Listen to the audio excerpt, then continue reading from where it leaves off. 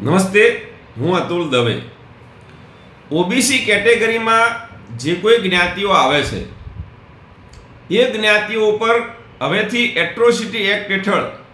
ફરિયાદ ન કરવામાં આવે અને એમની ઉપર હાલ જે કોઈ એટ્રોસિટી એક્ટ હેઠળના કેસો ચાલી રહ્યા છે એ તમામ કેસો સરકારે પાછા ખેંચવા જોઈએ. આવું હું એટલા માટે કહી રહ્યો છું કે હમણાં યુજીસીએ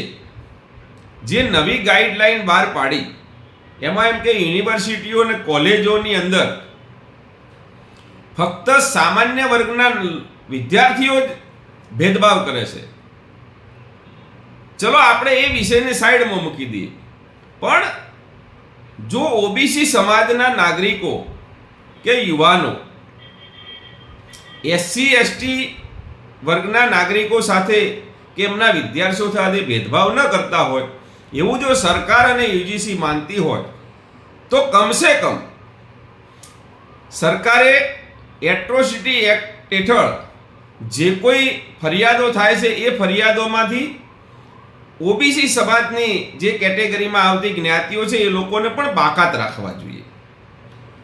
જેથી કરી અને એ પ્રસ્થાપિત કરી શકે સરકાર. કેમ કે એક બાજુ તમે એક જગ્યાએ એસસી એસટી ઓબીસીને એક કેટેગરીમાં ગણો છો કે ભાઈ એ લોકો એકબીજા સાથે અન્યાય નથી કરતા, ફક્ત સામાન્ય વર્ગના લોકો અન્યાય કરે છે, અને બીજી બાજુ ઓબીસી સમાજના નાગરિકો પર એસસી એસટી એક્ટ હેઠળ એટ્રોસિટીનો કેસ થાય એ તો પછી કોઈ એકબીજાને મેળ બેસતો નથી.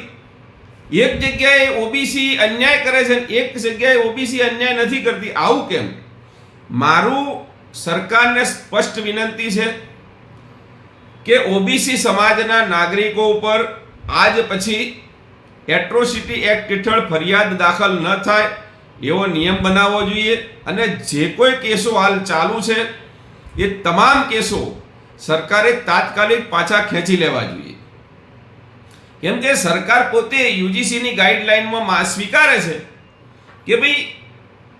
એસસી એસટી ને ઓબીસી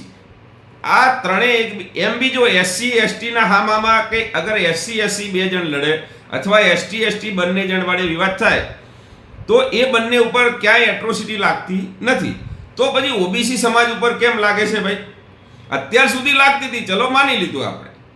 પણ હવે જો સરકારને એવું લાગતું હોય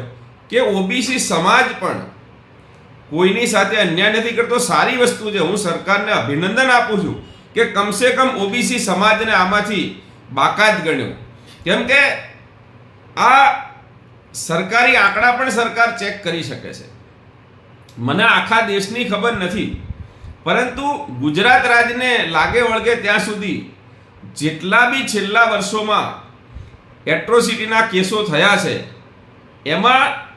80 થી 85% જે કેસો છે ને એ ઓબીસી સમાજના નાગરિકો ઉપર થયા છે. તો કમસે કમ ભલે સામાન્ય સમાજના નાગરિકોને આનો લાભ ન મળે કે એમના વિરુદ્ધ આ કેસો થતા ન અટકાવી શકાય, પણ જો સરકાર ઓબીસી સમાજને એક સમાન માનતી હોય તો કમસે કમ મારી વિનંતી છે કે ગુજરાતના અને દેશના ઓબીસી સમાજના નાગરિકો ઉપર હવેથી એટ્રોસિટી એક્ટ હેઠળ ફરિયાદ ન થાય અને એમની ઉપરના કેસો પાછા ખેંચાય, જેથી કરી અને કમસે કમ ઓબીસી સમાજને તો આમાંથી રાહત મળે. ભાઈ, સરકારને મારી વિનંતી છે કે જો તમે ઓબીસી એસસી એસટી ઓબીસીને એક સમાન ગણતા હોય ને એકબીજા પ્રત્યે ભેદભાવ નથી કરતા એવું માનતા હોય ને તો પછી મહેરબાની કરી અને હવેથી ઓબીસી સમાજના લોકો ઉપર એસસી એસટી એક્ટ ન લાગે એવો નિયમ બનાવજો, અને જે કોઈ કેસો ઓબીસી સમાજ ઉપર છે એ તાત્કાલિક પાછા ખેંચજો.